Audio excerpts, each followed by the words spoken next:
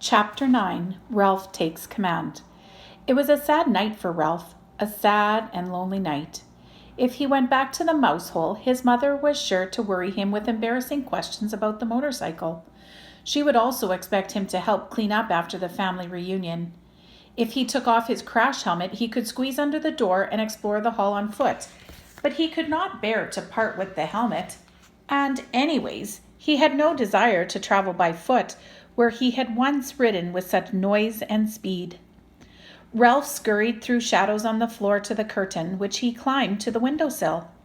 There he sat, huddled and alone, staring out into the night, listening to the kissing sounds of the bats as they jerked and zigzagged from the eaves of the hotel, through the pines and back again.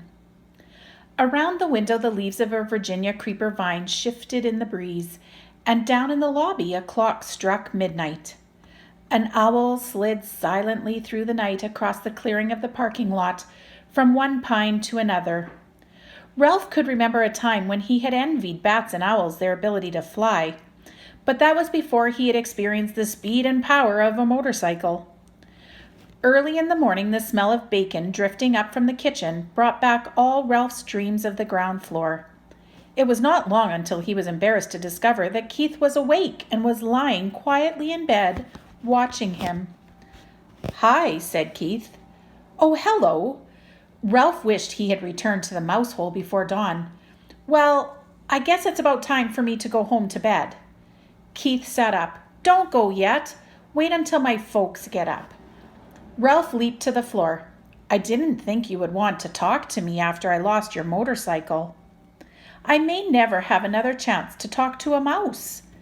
Ralph was flattered. It had never occurred to him that a boy would consider talking to a mouse anything special.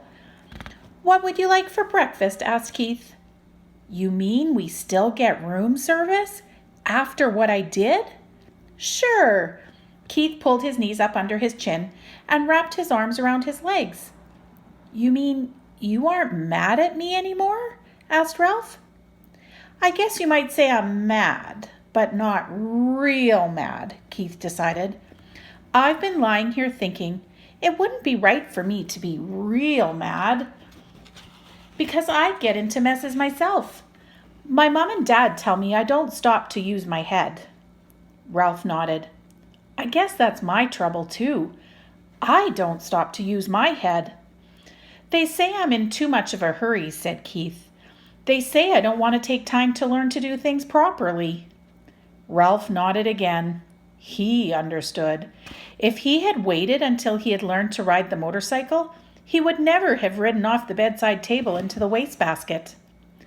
"I'll never forget the first time I rode a bicycle with handbrakes," reminisced Keith. "I took right off down a hill. I had always ridden bicycles with foot brakes, and when I got going so fast, I tried to put on foot brakes, only there weren't any." "What happened?" Ralph asked, fascinated.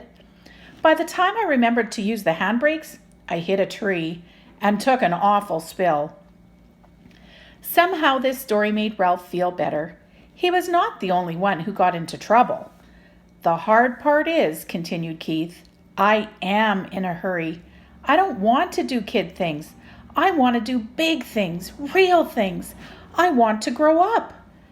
"You look pretty grown up to me," said Ralph. "Maybe to a mouse," conceded Keith, "but I want to look grown up to grown-ups." "So do I," said Ralph with feeling. "I want to grow up and go down to the ground floor." "Everybody tells me to be patient," said Keith, "but I don't want to be patient." "Me neither," agreed Ralph. Someone stirred next door in room 216. "Well, I guess I better be running along," said Ralph. "Say, about that breakfast."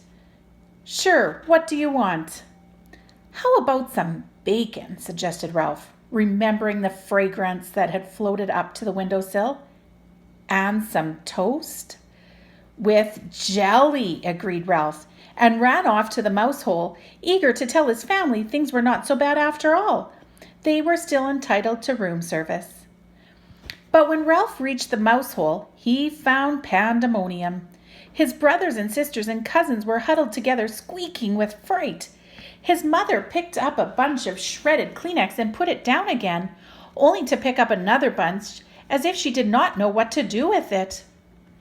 Uncle Lester and Aunt Dorothy were there too, stuffing crumbs into their mouths as if they expected never to eat again. "Dear me," Ralph's mother was saying, "whatever shall we—" "Oh, Ralph, there you are at last! Where on earth have you been? Never mind, we haven't time." "Time for what?" asked Ralph. "What's going on around here anyway?" "The housekeeper, your Uncle Lester, the sheets." "Oh, do be quiet, everybody." Ralph's mother was so agitated she could not tell her son what was wrong. Uncle Lester swallowed a mouthful of crumbs. "It's like this, Ralph. The housekeeper discovered a hamper full of sheets and towels and pillowcases with holes chewed in them."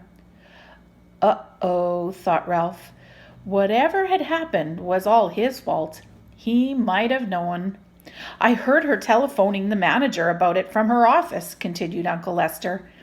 "The manager came up and called in all the maids and the bellboys, and everyone had to look at the holes chewed in the sheets. It was quite a powwow." "The motorcycle," thought Ralph. "What happened to the motorcycle? There might be a chance it did not go into the laundry after all. You didn't happen to see a motorcycle in the housekeeper's office, did you?" he ventured. "I was listening, not looking out," said Uncle Lester.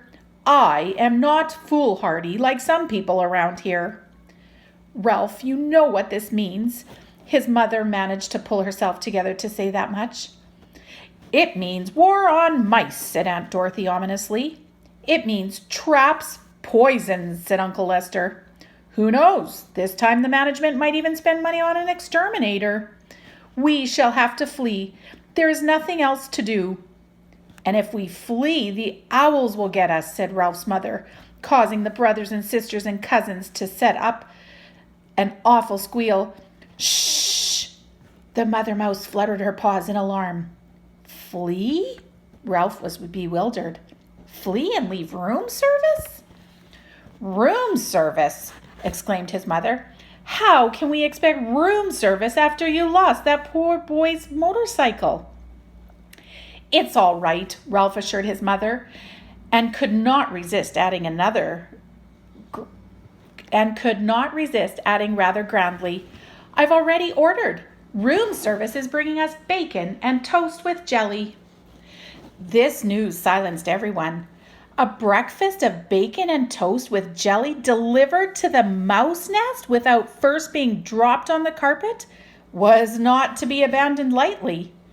"We want some jelly! We want some jelly!" all the little cousins began to squeak. "Be quiet," ordered Uncle Lester. "Do you want them to find us?" Ralph knew that no matter what the others chose to do, he was not going to flee from the hotel, not until he found out what had happened to the motorcycle. He was very sure of this, and all at once he felt calm and clear-headed, as he had never felt before. He knew exactly what his family should do.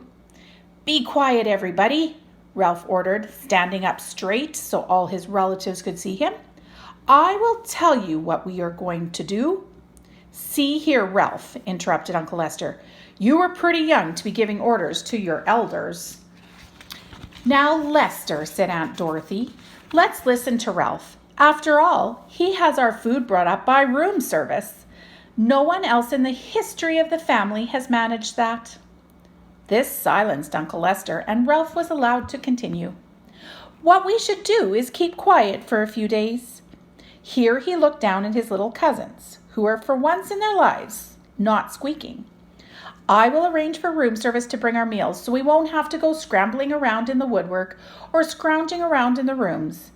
That way we won't be tempted to taste any poisoned food or go near any traps. And if the management doesn't see or hear any of us for a few days, they will forget about us. They always do." "Now, just a minute," said Uncle Lester.